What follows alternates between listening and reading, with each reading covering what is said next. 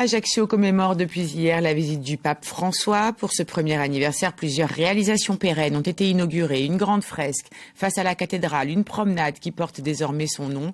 Autorités religieuses et laïques ont travaillé de concert pour que cet événement historique s'inscrive dans la mémoire de la ville. Jean-Philippe Mattei et Lionel Lugiani. On fait sa mémoire, ce qu'il a dit, ce qu'il a fait, sa présence marque notre histoire. Et parvenir heureusement. C'est en ces termes que le cardinal Bustillo a introduit l'inauguration de la promenade Pape François au niveau du quai des Torpilleurs à Ajaccio. Marquer l'histoire, marquer la Corse, le pape l'a très certainement fait il y a un an jour pour jour. Pour le premier voyage pontifical de l'histoire de l'île, il avait été accueilli par plusieurs dizaines de milliers de personnes. Et le premier bain de foule depuis la Papa Mobile avait eu lieu sur le front de mer. L'évêque de Corse s'en souvient. C'est ici qu'il a commencé à bénir, à prendre les enfants dans ses mains.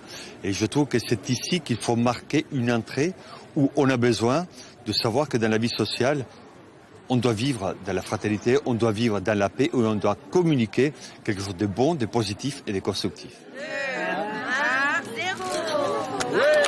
Pour l'inauguration de cette promenade à l'initiative de la mairie d'Ajaccio, plus d'une centaine de personnes avaient fait le déplacement, parmi lesquels plusieurs jeunes touchés par le voyage du pape dans le livre.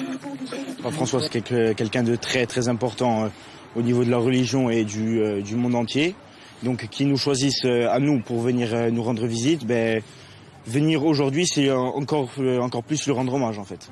Ça fait chaud au cœur parmi les habitants parce que quand même c'est le dernier endroit où le pape François a voyagé et qu'il y avait beaucoup de partage de bonne humeur et ça a marqué tous les esprits.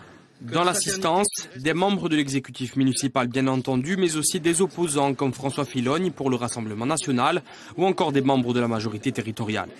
Pour Stéphane Sbraj, c'est le début de quelque chose de plus grand autour de l'ancien souverain pontife. Je pense que c'est le début d'un récit, comme je l'indique à plusieurs moments. La ville voudra consacrer quelque chose de plus emblématique parce que c'est quelque chose qui a été historique et on en a bien conscience et il est important pour nous de le graver dans nos mémoires et dans nos cœurs.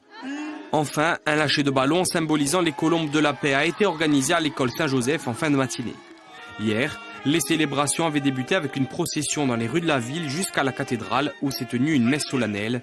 Cathédrale qui accueille un nouvel office en ce moment même en mémoire du pape François.